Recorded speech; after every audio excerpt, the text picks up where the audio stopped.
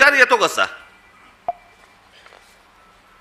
ही आजची times of इंडियाची बातमी आहे, इंडियन एक्सप्रेसची बातमी आहे, आणि मला असं वाटतं ती कुठचं दुसरा वर्तमानपत्र दिव्य मराठी.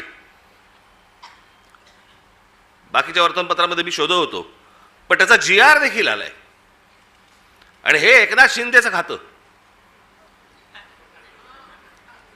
काय करतायत हे जर ऐकाल ना, नाही तुमची तळपायाची आग मस्तकात गेली तर सांगा मला.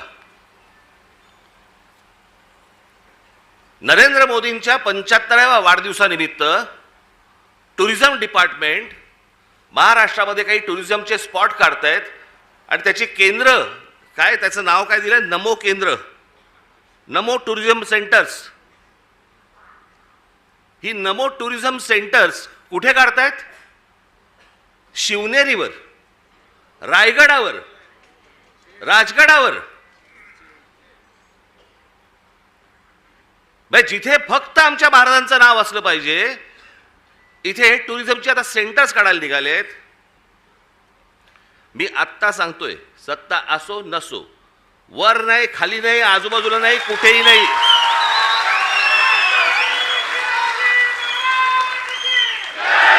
उभं केलं की फोडून टाकणार.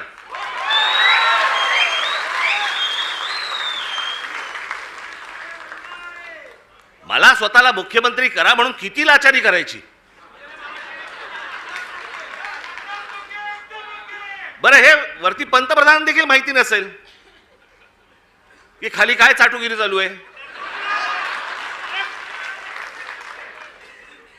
इथपर्यंत हे कशात नाही येतं?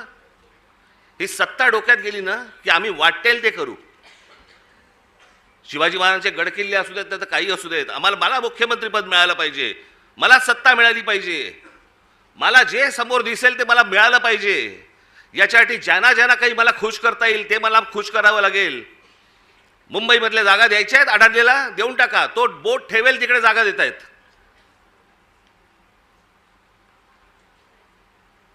हे सगळं येतं सत्तेतून, सत्ता येते याच्यातून. म्हणून तुम्हाला बारीक लक्ष ठेवायला लागणार आहे. आणि याच्यासाठी म्हणून तो आपला उद्याचा 1 तारखेचा आपण मोर्चा काढतो आहोत.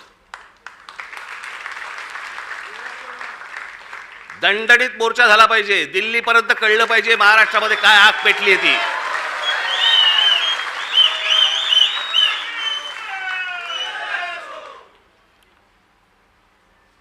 शिवाजी पार्क सारखी ती परिस्थिती नाहीये तिकडची. त्याच्यामुळे तिकडे बसेस किती तिकडे जाऊ शकतात वगैरे मला माहिती नाहीये.